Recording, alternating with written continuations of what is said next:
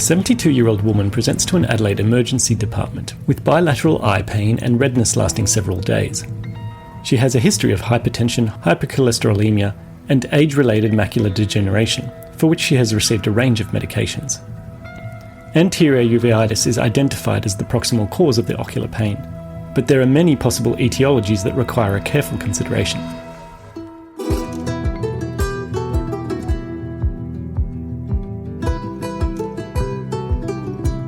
Welcome to Pomegranate Case Report.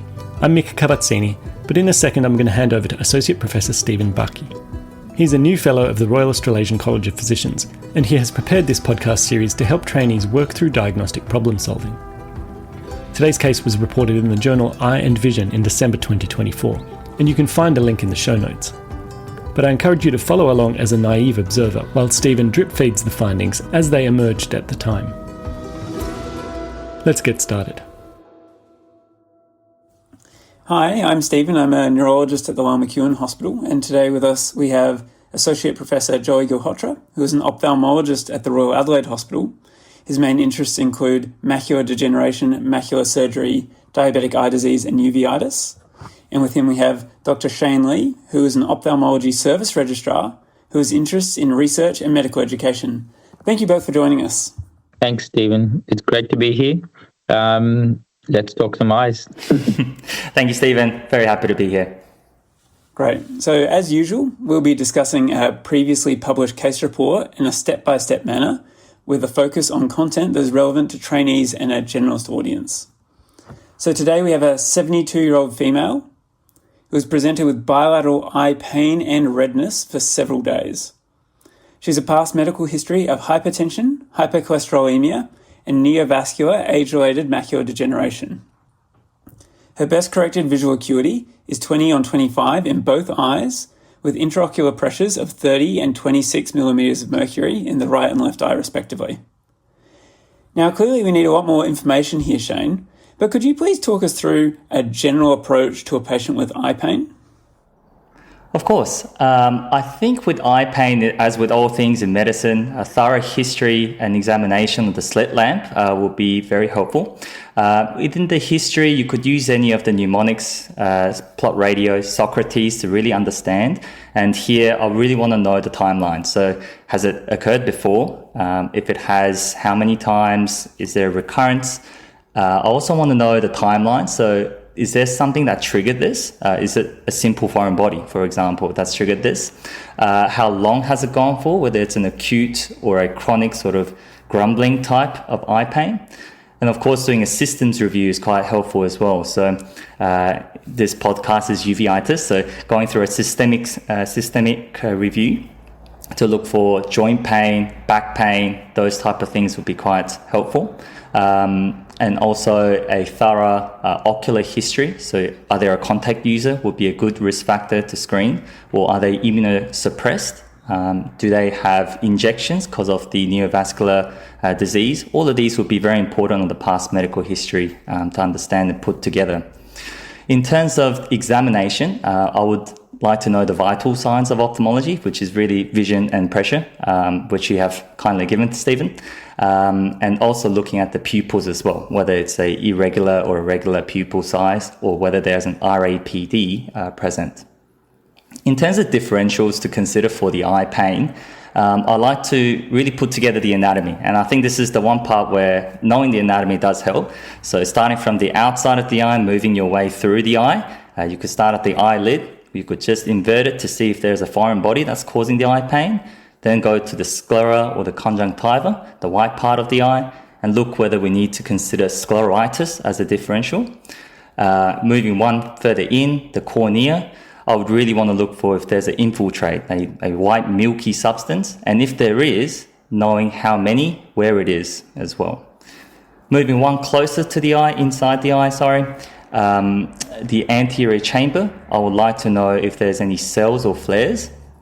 And importantly, a presence of a hypopyon, which could indicate a serious infection of the intraocular segment. Then I would want to look at the iris.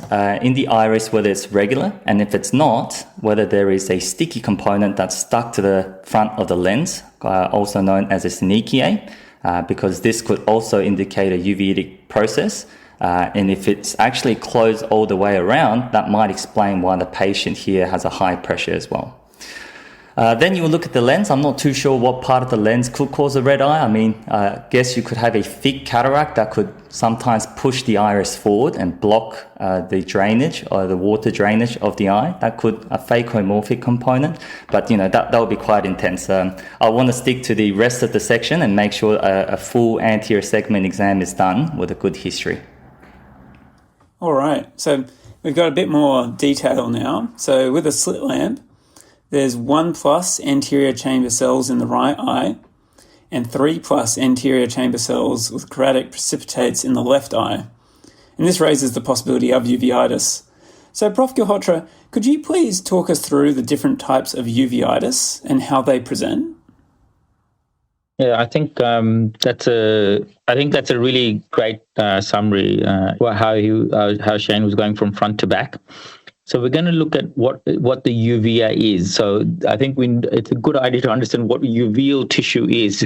So uveal tissue is the iris. So if you think of the front, middle, and back. So the front part is the iris. The middle part is the ciliary body and what we call the pars plana. And the back of it is the choroid. So the front, middle, and back. So if you think about uveitis, which is at the front, which is anterior uveitis, middle part, which is intermediate uveitis, and at the back, posterior uveitis. Now that could go into the choroid and the retina, but if you just think of the uveal tissue, that's a good way to have a framework to understand it. I think if you can get a framework around most things, that makes a lot of sense. And it was really good to hear what Shane was saying. If I could just make one comment on that, if that's okay, please, Shane and Stephen. This is medicine. You guys are better at it than we are. By that I mean physicians. It is taking a good history, so when Shane was talking about, is it acute, subacute, chronic? What is a exacerbating factor? What's a relieving factor? If they tell you when I put my contact lens in, it's sore. When I take it out, it's much better. Even without a slit lamp, you've got an idea. So I don't think it's actually that different from medicine. I think it's actually very, very similar. If you stick to the basic principles, it makes a lot of sense. I think it's if you try to keep a framework and principles, I think it makes a lot of sense. Hopefully that makes more sense from a physician's point of view. Does that help? Yeah, absolutely. That's very helpful. I think that sometimes aspects of eye anatomy feel like they're back in medical school, and it's something we haven't looked at for a little while. And I think that a lot of our listeners will be familiar with anterior uveitis, but intermediate uveitis, posterior uveitis, and panuveitis, I think, will be less commonly encountered. Okay, so I will just make one brief mention of anterior uveitis before I move to the other one, because anterior uveitis is still by far the most common cause of uveitis. And that's the one that we all recognize mostly, and we usually call it iritis or anterior uveitis.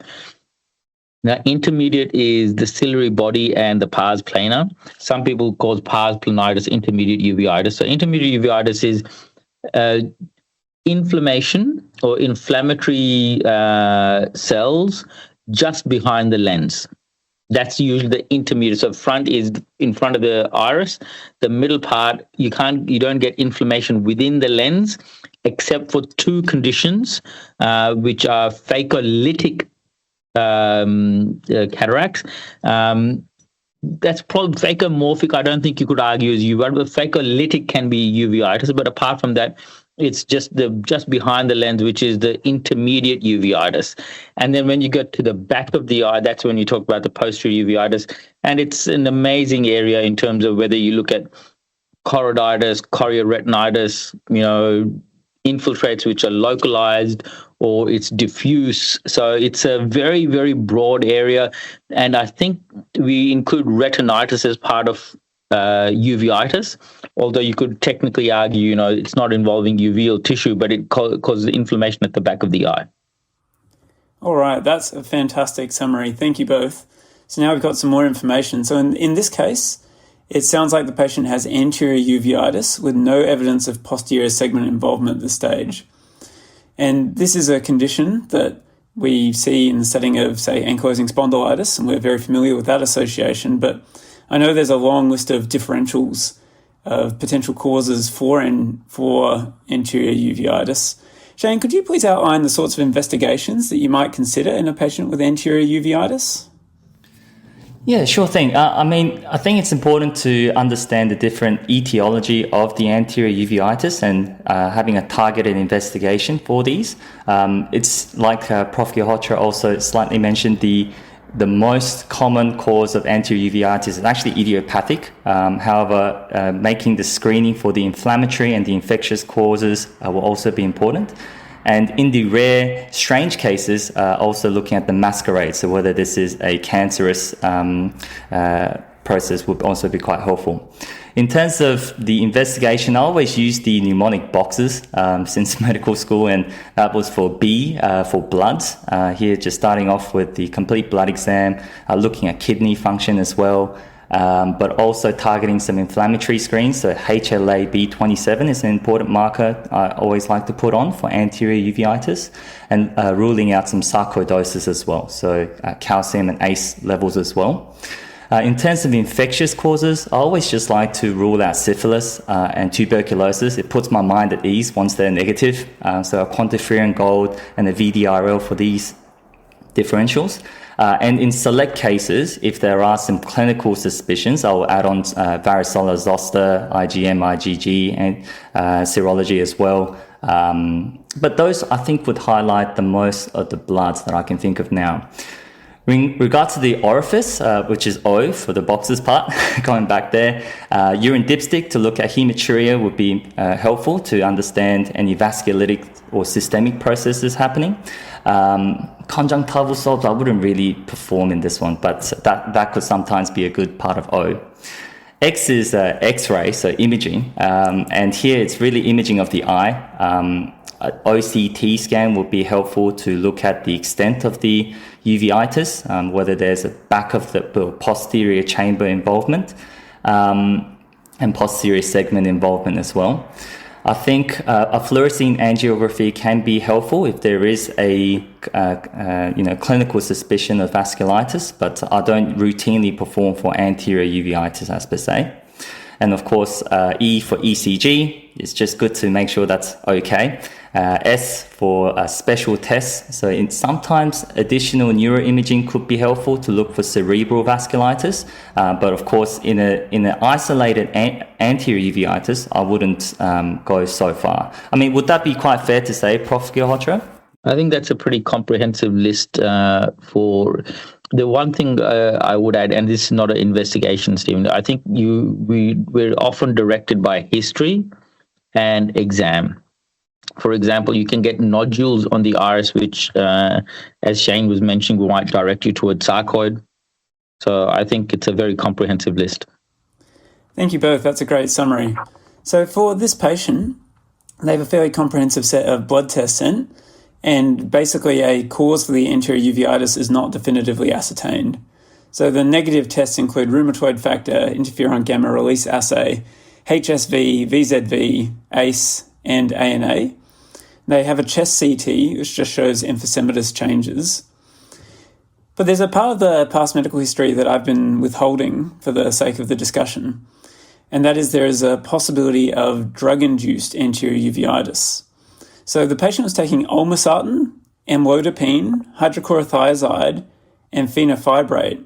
She was also receiving faricimab injections for her neovascular age-related macular degeneration, or AMD.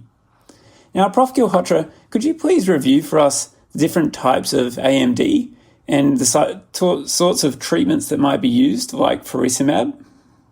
Yeah, AMD is a very fascinating area. In fact, ophthalmology is a very fascinating area. So with AMD, it's like we often think of dry and wet AMD. That's the classic description of it. And I'm not sure if you look at it a bit more in depth, the pathophysiology is not the same, even within the dry AMD. And even with the wet AMD, there's 4 different types of what we call choroidal neovascular membranes. So it's a little bit more nuanced than that. And it's rather than going into detail, it's good to understand conceptually the different compartments. So let's look at just the dry. So dry AMD you can think of as 2 major components of it. One is called geographic atrophy, and the other one is called drusen. Even within the drusen, there's multiple different types of drusen, and they have various prognostic value to differentiate. So rather than being just a sort of an academic exercise as to figure out what kind of drusen it is, there is a benefit in knowing that. And looking at dry AMD, in the past, we've had no treatment. More recently, a couple of different types of treatments have become available and are commercially available and have been approved, FDA, TGA, and therefore geographic atrophy. But we don't have any treatments for drusen at this point in time. There's obviously lots of trials going on. Now, if you look at wet AMD, now this one, there's 4 different types of wet AMD. Or C and Vs in wet AMD. Now, that one is a bit more of an academic exercise to try to differentiate. Is it type 1, type 2, type 3, type 4? The only thing that's of benefit, try to identify differentiating them, is to see which ones will require more intensive treatment. So some types of C and Vs will require more intensive treatment and others will require less. So nomenclature has changed. We used to call them classic, occult, all that kind of, but that has changed to type 1, type 2, type 3, which makes a lot more sense. Now, the classic treatment for wet AMD is, I think the way to think about it is generation 1 and generation 2 type injections. So generation 1 injections are the ranibizumab, the aflibercept 2 milligrams. Then in between, there's a drug called brolucizumab that came in, which is very relevant to this discussion because it caused a lot of uveitis, and it really never got used a whole lot in Australia. And no one, well, I shouldn't say, it is very, very uncommonly used. Then came the generation 2, which are the aflibercept 8 milligrams and the faricimab. And the benefit of the generation 2 medications is longevity. They haven't shown any benefit in visual acuity outcomes, but have shown significant benefit in longevity. Now, by longevity, by that I mean reduces the burden of disease and the burden of injections by increasing the interval between injections, thus reducing the frequency of injections that patients need.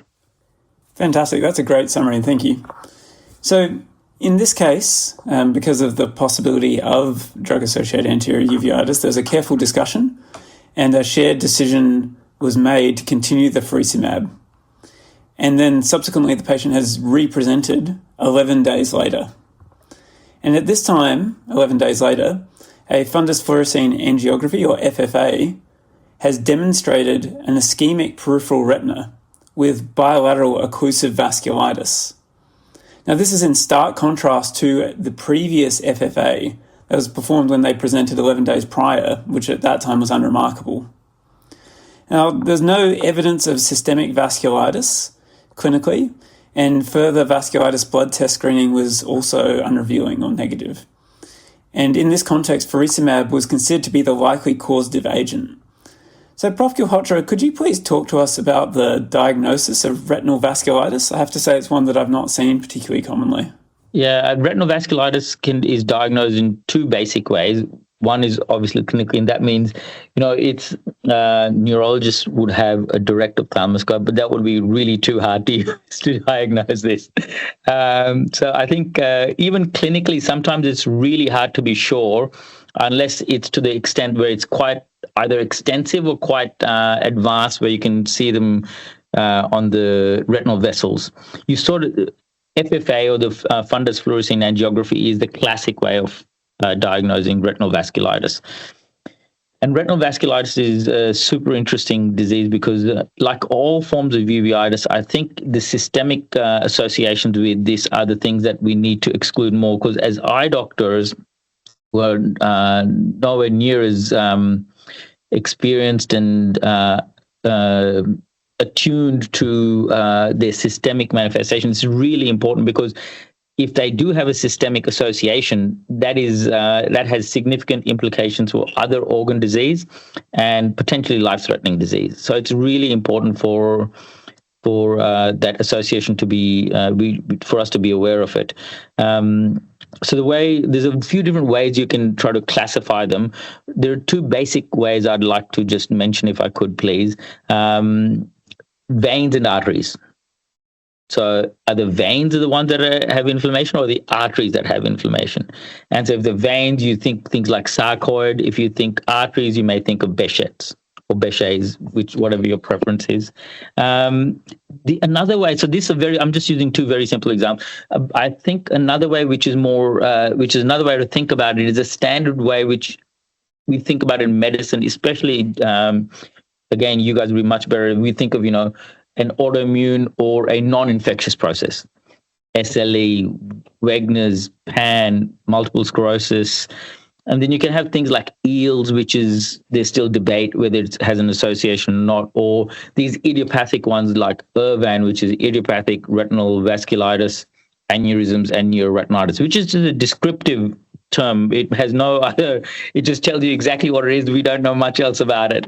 And then you can think of the infectious. And infectious in ophthalmology, especially in uveitis, you always get taught TB and syphilis, because those are the two things you can do something about relatively, and they have other significant comorbidities associated if you miss it.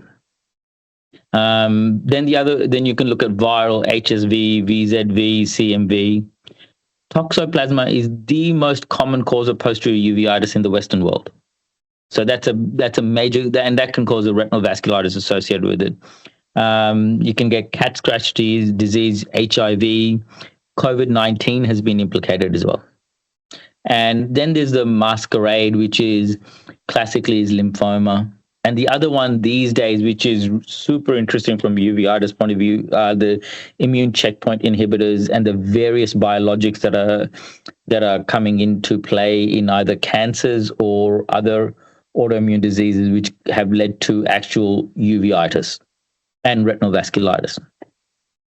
Can I add one more thing, if I may, and if I could include Shane in this, please, because it's a really interesting presentation of this patient, because they had anterior uveitis, they had continued to have injections.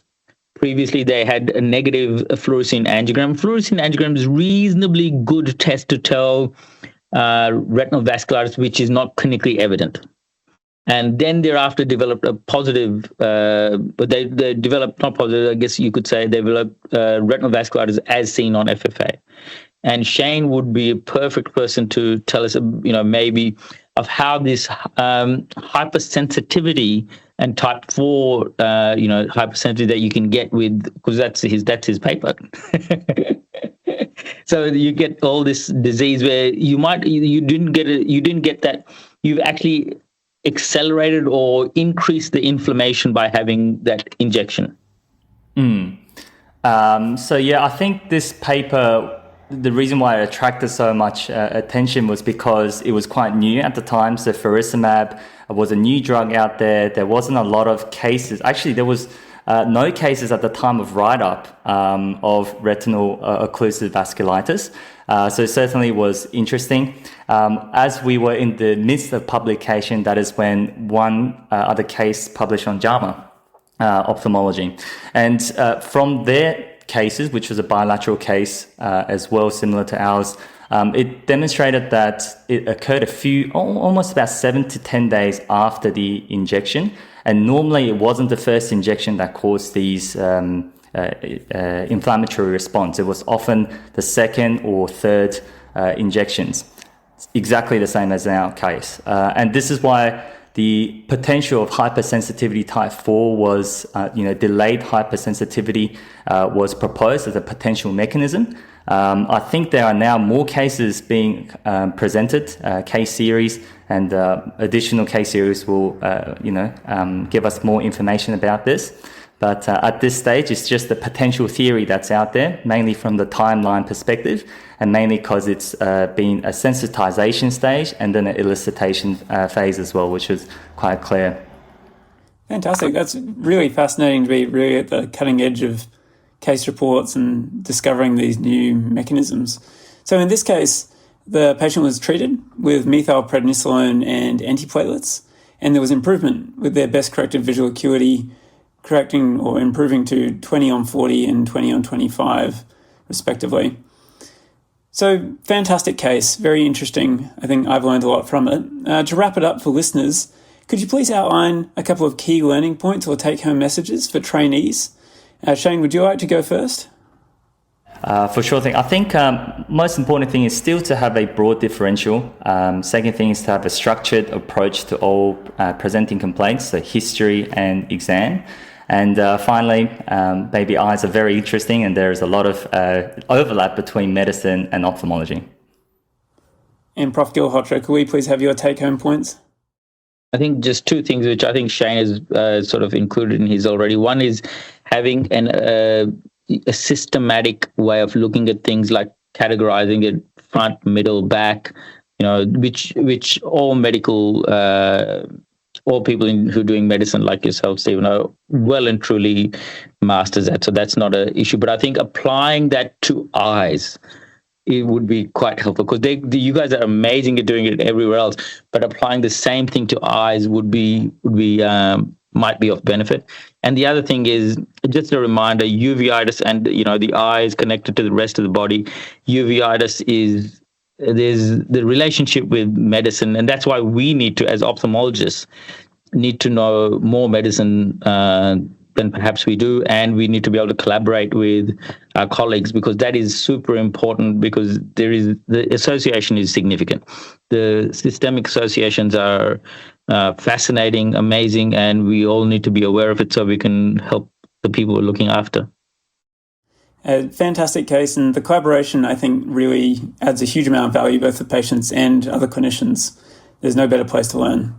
So for full details, please refer to the article, which was titled Bilateral Occlusive Retinal Vasculitis Secondary to Intravitreal Faricimab Injection, a case report and review of the literature. It was published in the journal Eye and Vision in 2024, with the authors Dr. Lee, Dr. Gurung, Prof. Gilhotra, Dr. Simon, and Dr. Sugati.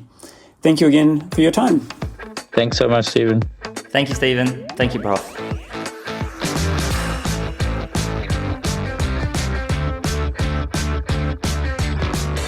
That was Associate Professor Stephen Bacchi with another fascinating case report.